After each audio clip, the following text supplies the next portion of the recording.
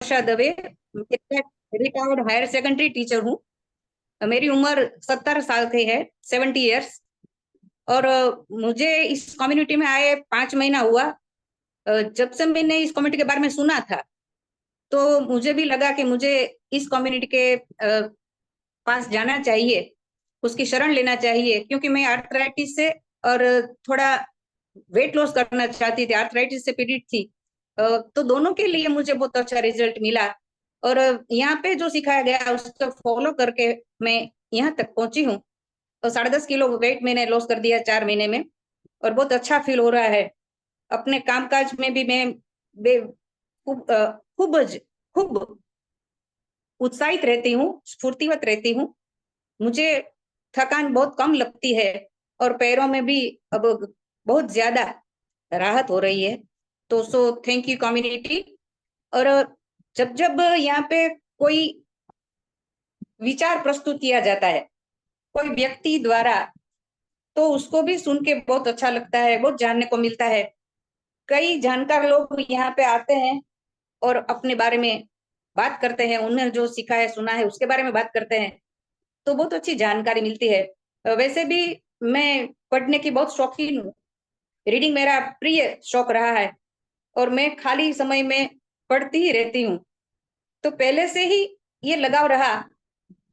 और हमारे जो आध्यात्मिक पुस्तक रहे, वेद, उपनिषद, गीता, रामायण, महाभारत, तो इनका भी मुझे पढ़ने का बहुत अवसर मिला है, सुनने का अवसर मिला है। सभी ज्ञानी जन से मैंने सुना है, रमेश भाई ओझा जी है, मोरारी बापू जी है, यहाँ तक कि मैंने डोंगरे जी महाराज को भी सुना है। तो उनसे भी बहुत इंस्पायर्ड मैं हुई हूँ। और हमारे गुरुदेव जो डिवाइन लाइफ सोसाइटी ऋषिकेश में, तो वहां से शिवानंद आश्रम से भी मैंने बहुत कुछ ग्रहण किया है। तो उसमें से थोड़ा बहुत जो मेरी जानकारी है, थोड़ा सा आपके सामने प्रस्तुत करूंगी। और आज का हमारा जो विषय है वो कर्म। गीता में भी भगवान श्री कृष्ण ने दूसरे अध्याय में जो बोला है, कर्मयोग, तो ये कर्मयोग एक सिद्धांत की तरह हमारे जीवन में आना चाहिए। क्योंकि भगवान ने तो उस कर्मयोग के बारे में कितना ज्यादा, कितने लगभग मानो के 34 या 38 श्लोकों में उसकी जानकारी दी है। तो मैं जो कुछ भी मैंने सुना है, जो कहीं समझा है, उसके उसके लिए, उस ज्ञान को लेकर मैं आज आपके सामने प्रस्तुत हुई हूँ। तो मैंने अपने रीडिंग के अनुसार यहाँ पे आपके सामने मेरे विचार रखना चाहा है। आशा रखती हूँ आपको अच्छा लगे। पसंद नापसंद आप बाद में बता दीजिएगा, इसमें कोई ऐसी बात नहीं है। मैं शुरुआत प्रार्थना से करती हूँ, एक श्लोक से करती हूँ। गीता जी का भी श्लोक है, जिसमें भगवान ने हमें ये कहा है कि मैं बार बार अवतार लूंगा, बार बार जन्म लूंगा। जब जब संसार में अधर्म होगा, अन्याय होगा, तो मैं आपके सामने आऊंगा। यदा यदा ही धर्मस्य ग्लानिर्भवति भारत, अभ्युत्थानम अधर्मस्य तदात्मानं सृजाम्यहम्, परित्राणाय साधूनां विनाशाय च दुष्कृताम्, धर्म संस्थापनार्थाय संभवामि युगे युगे। तो ऐसे हमें जिन्होंने हमारे साथ एक वचन दिया है, तो उस वचन को परिपालन करने में हम उनकी सहायता से ही आगे बढ़ेंगे। तो सही रही बात कर्म की, तो मनुष्य का स्वभाव है वो एक क्षण भी कर्म किए बिना नहीं रह सकता, कर्म किए बिना नहीं रह सकता। चाहे कर्म उसके स्वभाव के अनुसार, उसके उसकी मान्यताओं के अनुसार, उसके उसी पसंद नापसंद के अनुसार का हो, लेकिन कर्म जरूर करता है। पर कर्म का फल अवश्य मिलता है। हमारे सनातन धर्म में तो ये हमें समझाया गया है, कहा गया है कि कर्म, कोई भी कर्म है वो फल दिए बिना नहीं रहता। और तभी हमें डराया जाता है कि कर्म से डरो, कर्म करने से डरो, अच्छे कर्म करो अच्छा फल मिलेगा, बुरे कर्म करोगे बुरा फल मिलेगा। जिसके साथ जो करो वो आपको खुद भोगना पड़ेगा। केवल सनातन धर्म में ही नहीं, आप बाइबल से ले, कुरान से ले, संत अविस्तार से ले, कहीं भी तो यही बात कही है कि कर्म से, कर्म जो है वो अपना असर दिखाए बिना नहीं रहता। आज या कल मनुष्य को उसके अनुसार ढलना ही पड़ता है, ढलना ही पड़ता है। दोनों तरफ से मनुष्य चाहे आज करे, कल करे, परसों करे, लेकिन उसको हर हाल में अपने कर्म से अनुबंधित जो जो परिणाम है उसके लिए तैयार रहना ही पड़ता है। हमने हमारे पुराणों में, हमारे शास्त्रों में, रामायण हो या महाभारत हो, सभी में कितने उदाहरण हमने पाए हैं। दशरथ, राम के वियोग में दशरथ को अपने प्राण त्यागने पड़े, तो उसके पीछे जिम्मेदार क्या था? हमने रामायण में पढ़ा है, हमने रामायण में सुना है कि दशरथ ने भले ही अनजाने में, और उनसे मातृ पितृ भक्त श्रवण की हत्या हो गई थी, उनसे तीर लग गया था, पानी लेने गया था, माता पिता को प्यास लगी थी और अनजाने में ही ये कृत्य हो गया। तो श्रवण के माँ बाप के मुंह से जो शाप निकला वो कर्म का ही फल था और दशरथ को भुगतना ही पड़ा। तो ऐसे ऐसे कई उदाहरण है जिसके द्वारा हम ये सीख सकते हैं, हमें बुराई से अपने आप को हम रोक सकते हैं कि कैसे कैसे लोगों को अपने कर्म के प्रति असावधानी बरतने के कारण क्या क्या भोगना पड़ा है। कर्म अच्छे करेंगे तो उसका परिणाम अच्छा ही होगा, उसके लिए हमें कभी भी कोई पछतावा नहीं होगा, कोई पछतावे का कोई कारण ही नहीं बचेगा यदि हमने अच्छा कर्म किया तो।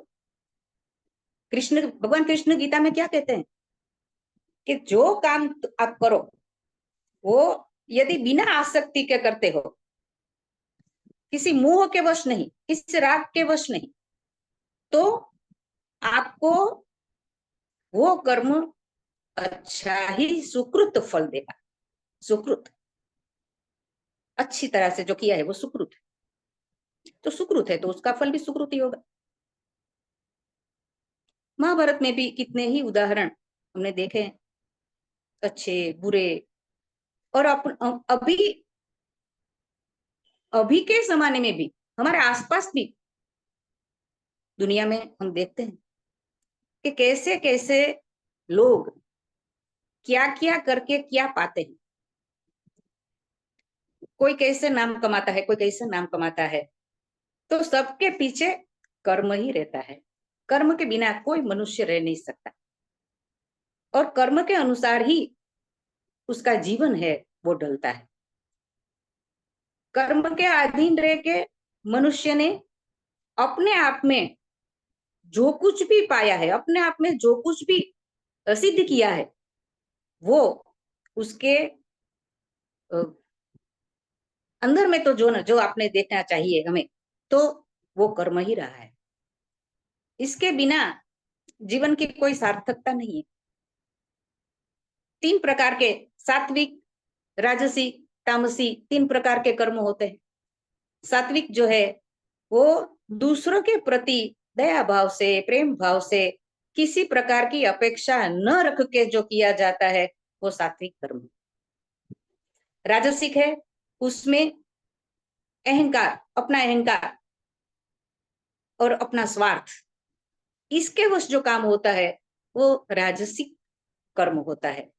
और तीसरा आखिरी बचा है वो है तामसी, वो क्रोध के द्वारा, ईर्ष्या के द्वारा, निंदा के द्वारा, अपने आप में कुछ भी यदि हम सुलझा नहीं सकते, लेकिन दूसरों को उलझा सकते हैं, ऐसे काम, ये सब तामसी कर्म है, इससे हमें बचना चाहिए।